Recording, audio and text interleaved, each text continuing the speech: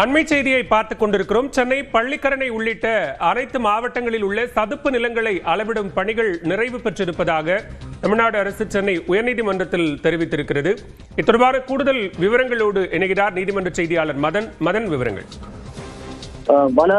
சென்னை பள்ளிக்கரணை சதுப்பு நிலத்தில் பன்னடுக்கு குடியிருப்பு வளாகம் கட்ட அனுமதியளித்த அந்த உத்தரவு ரத்து செய்ய கோரியும், அதே போல அந்த சதுப்பு நிலத்தை சுற்றி 1 கிலோமீட்டர் சுற்றளவுக்கு எந்த ஒரு கட்டுமான பணிகளும் அனுமதிக்க கூடாது என்ற கோரிக்கையுடன் அதிமுக வழக்கறிஞர் பிரஸ்கவ் என்பவர்தான் இந்த ஒரு வழக்கை உயர்நீதிமன்றத்தில் தாக்கல் செய்தார்.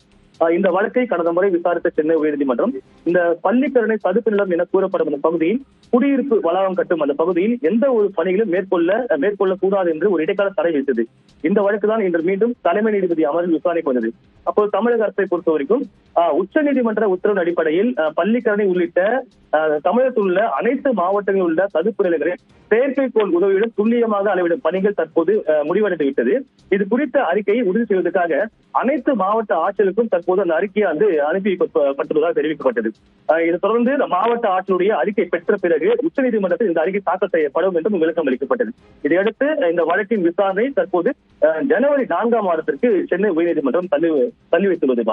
விவரங்களுக்கு நன்றி மதன்.